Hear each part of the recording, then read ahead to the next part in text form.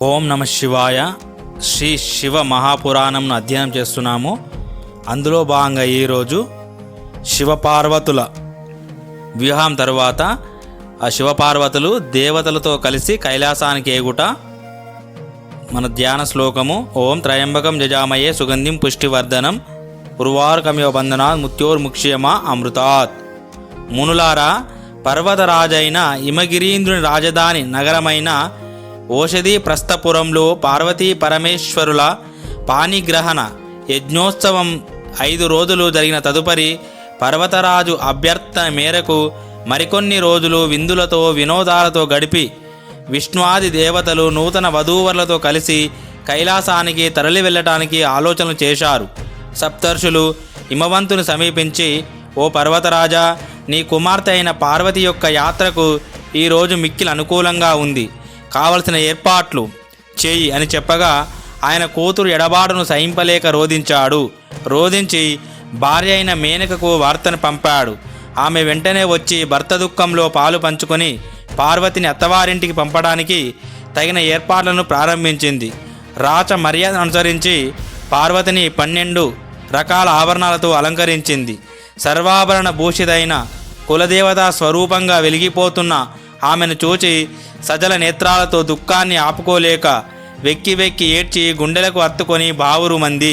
తల్లి మాట కాదని తపసిద్ధిగా శంకరుని పొందిన ఉమాదేవి కూడా ఎడబాటు సహింపలేక గుండె దిడవు కోల్పోయి బుడబుడ కన్నీరు కార్చింది.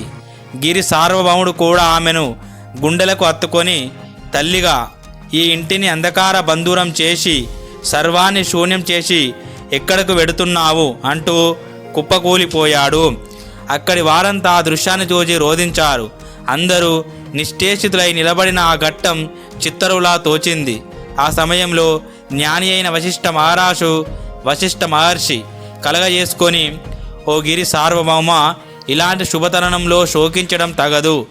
అన్య కుటుంబంలోని కన్యలను నువ్వు తెచ్చుకోలేదు, వధువులుగా సంతోషంతో సాగనంపు అని సాంత్వన వచనాలను పలికి కొంత ఆధ్యాత్మ విద్యా ప్రసంగాన్ని చేశాడు.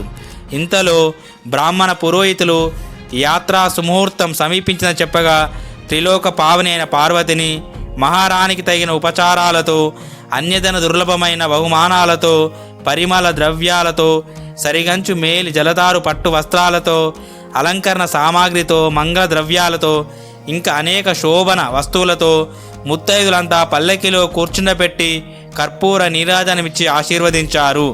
పెండ్లి వద్దని భీష్మించుక కూర్చున్న సత్యపురుషుడు ఆదిదేవుడని ఈశ్వరుడు వృషభ వాహనారూఢుడై కైలాసానికి కదిలాడు. దేవతలందరూ అనుసరించారు. కన్నులు చాలంత కళ్యాణ వైభవంతో సాగింది శివపార్వతుల కైలాస యాత్ర. దేవతలు దారి పొడవున పుష్పవృష్టి కురిపించారు. అందరూ కైలాసాన్ని చేరుకున్నారు. అప్పటికే రుద్రగణాలన్నీ భోజన పదార్థాలను సిద్ధం చేశారు. పితామహ నారాయణుడు ఆదిగా గీర్వాణులందరూ భోజనాలు చేసి కొద్దిసేపు విశ్రమించి శివపార్వతులు స్తుతించి వారి వద్ద అనుజ్ఞను పొంది తమ తమ నిలవులకు చేరుకున్నారు. మునులారా, ఇంతవరకు మంగళకరము, శోకహరము, ఆనందదాయకము, ధనవర్ధనము, అకాల మృత్యుహరణము అయిన పార్వతీ పరమేశ్వరుల కళ్యాణ గాథను చెప్పాను. ఎవరైతే దీనిని శ్రద్ధాభక్తులతో పఠిస్తారో, శ్రవణం చేస్తారో వారు నిస్సందేహంగా శివ సాయుధ్యాన్ని పొందుతారు అని చెప్పి ముగించారు సూత మహర్షి. శివ మహాపురాణంలో రుద్ర సంహితలో పార్వతీఖండంలో 75వ అధ్యాయం ముగిసింది. ఓం శ్రీ గణేశాయ నమః. ఇప్పుడు రుద్ర సంహిత కుమారకాండము అంటే ఖండం కార్తికేయుని గురించి, కుమార సంభవం గురించి చూస్తున్నాము. చాలా అద్భుతంగా ఉంటుంది.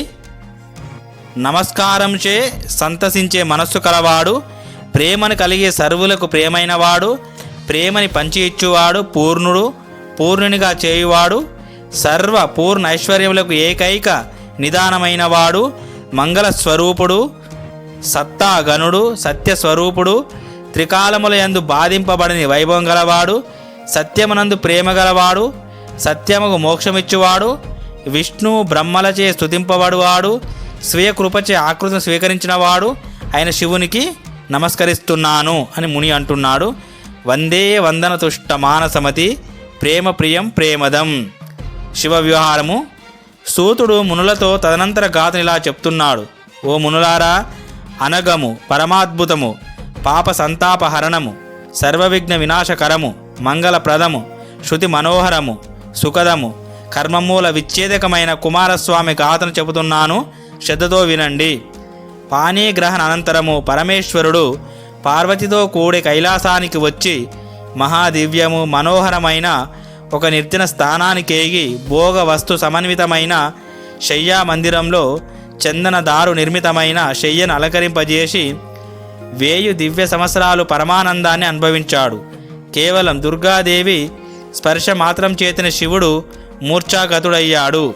కేవలం శివ స్పర్శచే దుర్గాదేవి మూర్ఛాగతురాలయ్యింది. అప్పుడు దేవతలందరూ మేరుగిరి సమీప ప్రాంతాన సమావేశమై యోగిశ్రేష్ఠుడు, నిర్వికారుడు, ఆత్మారాముడైన శంకరుడు మన కొరకు వివాహం చేసుకున్న ఆయనకింతవరకు కుమారోదయం కాకపోవడానికి కారణం ఏమై ఉంటుంది అని ఆలోచన చేశారు. పార్వతీ పరమేశ్వరులిద్దరూ పారవశ్యంలో మూర్ఛాగతులారైన విషయాన్ని నారదుని ద్వారా తెలుసుకొని విధాతతో కూడి విష్ణువు వద్దకేగి విషయాన్ని విన్నవించి ఉపాయం చెప్పమని కోరారు. దానికి నారాయణుడు ఇలా అన్నాడు. ఓ బృందారకులారా, చింతించకండి, మనకు శుభాలు ప్రాప్తిస్తాయి. ఆది దంపతులు విహారాన్ని విరమించడానికి సమయం ఇంకా ఆసన్నం కాలేదు. వారి విహారానికి మనము విఘ్నం కల్పించకూడదు. అలా భంగాన్ని కల్పించిన వానికి జన్మ జన్మలయందు భార్యావియోగం కలుగుతుంది. పూర్వము ఇంద్రుడు రంభతో వేరుస్తూ ఉండగా విఘ్నాన్ని కల్పించి దుర్వాస మహర్షి భార్యావియోగాన్ని పొందాడు. కాముడు ఘృతాచితో కూడి ఉండగా అడ్డుపడిన బృహస్పతికి 6 మాసాల లోపులో చంద్రుని వలన భార్యావియోగం సిద్ధించింది. మోహిని చంద్రుల విహారానికి విఘాతాన్ని కల్పించిన గౌతమ మహర్షికి భార్యావియోగం తటస్థించింది. హరిశ్చంద్రుడు రైతు దంపతులకు వియోగాన్ని కల్పించిన కారణంగా సర్వస్వాన్ని కోల్పోయాడు. గీర్వాణులారా, ఆది దంపతులు మరొక 1000 సంవత్సరాలు అలా ఏకాంతంలో ఉంటారు. గడువు పూర్తి కాగానే అక్కడికి వెళ్ళి ఆ శివ తేజస్సును భూమి మీద ధరించేటట్లు చేయండి. ఆ తేజస్సు నుండి ప్రభువు యొక్క కుమారుడైన స్కందుడు జన్మించగలడు. ప్రస్తుతానికి మీరు మీ నివాసాలకు వెళ్ళండి. వాసుదేవుని ఉపదేశాన్ని పాటించారు అమరులు. శక్తి శివుల లీలా విహార రూపమైన లాస్య తాండవాలను భరించలేక భూమి ఆది కూర్మ ఆది శేషువులతో సహా కంపించింది. కూర్మ భారానికి కూర్మ వాయువు స్తంభించింది. లోకాలన్నీ తల్లడిల్లాయి. అప్పుడు దేవతలందరూ విష్ణువుని చేరి ముల్లోకాలలోనూ ప్రాణవాయువు స్తంభించిందని మొరపెట్టుకోగా నారాయణుడు వారందరితో కూడి కైలాసానికి కదిలాడు. శివమందిరంలో శివపార్వతులు లేరు. శివగణాలను విచారించాడు హరి. వారి ద్వారా విషయాలు తెలుసుకొని శివ సన్నిధానకేగి మహాదేవ, తారకాసుర పీడితులైన అమరులు నిన్ను శరణుగోరి వచ్చి ఉన్నారు, ద్వారం దగ్గర వేచి ఉన్నారు అని ఆర్తితో రోధించాడు. దేవతలతో కూడి స్తుతించాడు. కుమారస్వామి జననము. యోగజ్ఞాన విశారదుడు మహాదేవుడైన శంకరుడు సురల ఆర్తానాదాన్ని విని తన ఆనంద వ్యాపారాన్ని ముగించగోరి దుర్గాదేవికి భయపడిన వాడై కామ వ్యాపారాన్ని ముగించకుండానే దేవతలకు దర్శనమిచ్చే నిమిత్తం ద్వారం దేశం వద్దకు వచ్చి నిల్చున్నాడు. విధి మాధవులతో కూడి సర్వదేవతలు శివునకు ప్రణమిల్లి అనేక విధాల స్తుతించి ఆయనను సంతుష్టాంతరంగుని చేసి తారకాసురాది రాక్షస సంవారానికి ఉపక్రమించవలసిందని విన్నపం చేశారు. వారి విన్నపాన్ని విన్న శంకరుడు దేవతలు చేసిన తొందరపాటు పనికి విషణ్ణుడై వికల మనస్కుడై ఇలా అన్నాడు. ఓ నారాయణ, ఓ బ్రహ్మ, ఓ దేవతలారా, నేను ఆ కార్యమందే నిమగ్నై ఉన్నాను. నా తపస్సు ఫలించే సమయానికి మీరు విఘ్నాన్ని కలిగించారు. మంచి చెడ్డలకు మనస్సే సాక్షి. జరగవలసింది జరిగి తీరుతుంది. దానిని అడ్డుకోగల వారెవరు? సరే, జరిగిందేదో జరిగింది. ప్రస్తుత కర్తవ్యాన్ని చెప్పండి. ఇప్పుడు నా శిరస్సు నుండి జారిపడుతున్న తేజస్సును, వీర్యాన్ని గ్రహింపగల సమర్థులు ఎవరు? గ్రహింపగల సమర్థుడు గ్రహించునుగాక. శివుని మాటలు విన్న బృందారకులు అగ్నిని ప్రేరేపించగా ఆ అగ్ని ఆ శివ తేజస్సును పావురం రూపంలో ముక్కుతో గ్రహించాడు. ఇంతలో శక్తి స్వరూపైన దుర్గా శివుని రాక ఆలస్యమైన కారణంగా అక్కడకు వచ్చి దేవతలను చూచి మహాక్రోధంతో మండిపడి వారిని ఉద్దేశించేలా పలికింది. ఓరి దేవతగణములారా, మీరందరూ పరమ దుర్మార్గులు, స్వార్థపరులు. మీ స్వార్థాన్ని సాధించిన కొరకు ఇతరులను బలిపెట్టి వారికి దుఃఖాన్ని కలిగిస్తాడు. మీ స్వార్థం కోసం పరమేశ్వరుని ఆరాధించి నా విహారానికి భంగం కలిగించారు. నేనిప్పుడు వంద్య గుడ్రాలునయ్యాను. నాతో విరోధించిన వారికి సుఖం లభించదు. ఇంకా ఇలా శపించింది. ఈనాటి నుండి దేవతల భార్యలు వంద్యలగుదురుగాక. నా విరోధులైన వారందరూ దేవతలతో సహా దుఃఖితులగుదురుగాక. ఆపై ఆమె అగ్నిని చూచి, ఓ అగ్ని, నువ్వు శివతత్వాన్ని ఎరగని మూర్ఖుడవు కనుక శివవీర్యాన్ని గ్రహించావు.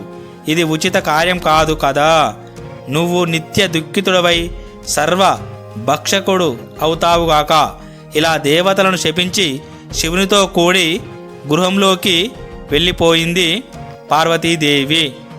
ఓ మునులారా, ఆ తరువాత ఆ దేవి గణేశుడు అనే మరొక పుత్రునికి జన్మనిచ్చింది. ఆ వృత్తాంతాన్ని ముందు చెప్తాను. ఇప్పుడు గుహుడైన కుమారస్వామి వృత్తాంతాన్ని వినండి. ఓం శాంతి శాంతి శాంతి.